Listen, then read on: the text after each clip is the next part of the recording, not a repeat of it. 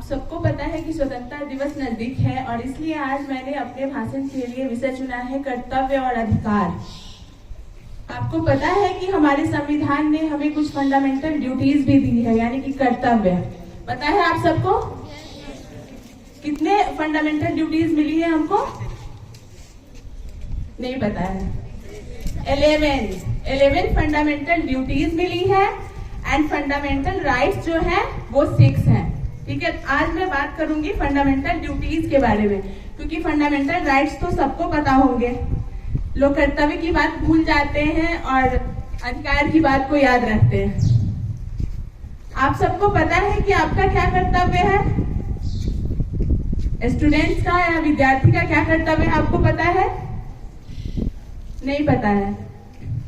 पता होना चाहिए आपको। जब आप पढ़ाई करते हैं और स्कूल से आपको जब होमवर्क मिलता है या गृह कार्य मिलता है तो आप उसको घर पे जाके करते नहीं हो। करते हो क्या?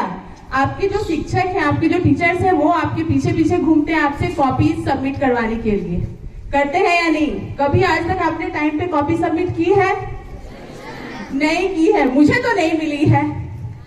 ये मेरा पर्सनल एक्सपीरियंस है। मैंने कॉपी के लिए 10 बार बोला होगा, शायद तब मिली होगी, और वो भी सीनियर क्लासेस से। तो आपको अपना कर्तव्य ही नहीं पता है।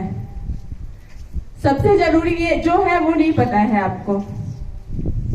अगर आप कर्तव्य नहीं पूरा करेंगे तो अधिकार की बात भी आप नहीं कर सकते हैं। आपको अच्छी शिक्षा चाहिए, गुणवत्तापूर्ण शिक्षा चाहिए, और उस शिक्षा के लिए आप क्या करते हैं? आपने कुछ एफर्ट्स डाला है?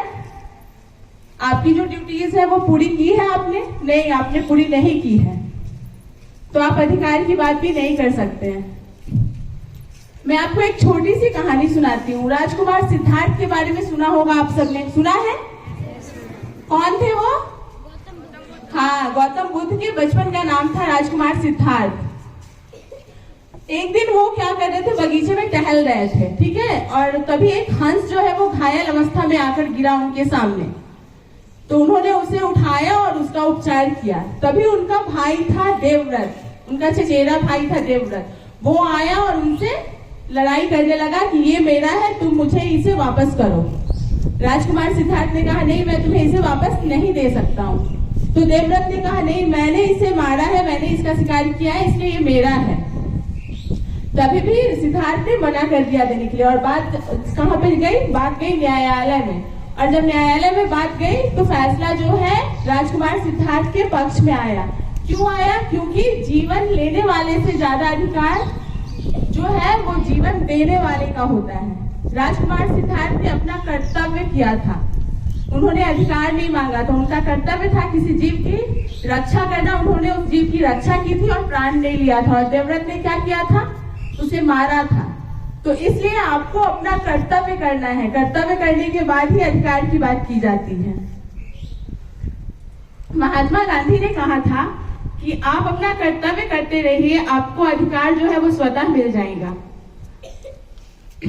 आपको सभी को ये रहता है कि मुझे सड़कें साफ चाहिए, पूरे दिन इलेक्ट्रिसिटी चाहिए, तो क्या सरकार आकर साफ करेगी? आप अपने घर का कचरा निकालकर सड़कों पे डाल देते हो और कहते हो मुझे सड़कें साफ चाहिए। कैसे मिलेंगी सड़कें साफ? उस सड़क को साफ रखने के लिए आपने कर्तव्य किया है कि आपने अपनी ड्यूटीज निभाई है? नहीं, अपने घर को साफ रखा है और घर का कचरा जो है वो रोड पे डाला है। और जब बारिश आएगी तो पूरा रोड पानी से भर जाएगा, तो बोलोगे अरे ऐसे कैसे चलूंगा मैं, पूरे में पानी लगा है और कचरा भी है। तो वो कचरा किसने डाला है? हमने और आपने डाला है, किसी और ने नहीं डाला है। तो आपका ये कर्तव्य बनता है कि आप अपने सड़कों की सफाई करें, आसपास पेड़ पौधे लगाएं, इलेक्ट्रिसिटी का मिसयूज नहीं करें। आप क्या करते हैं? स्कूल में भी क्या करते हैं? स्विच ऑन करके छोड़ देते हैं। आपको इतना मुश्किल लगता है कि आपको लाइट्स ऑफ करनी है, फैन ऑफ करना, आप ये भी नहीं कर पाते हैं।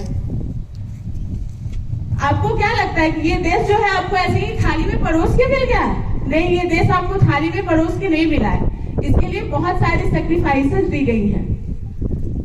मुझे लगता है कि क्लास 10 के बच्चे जो 16 इयर्स के होंगे, खुदीराम बोस भी जब उन्होंने अपना बलिदान दिया था तो वो 16 साल के ही थे।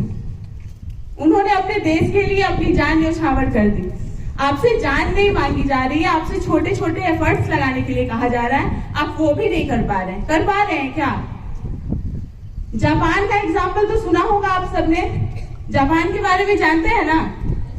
सेकेंड वर्ल्ड वॉर में क्या हुआ था?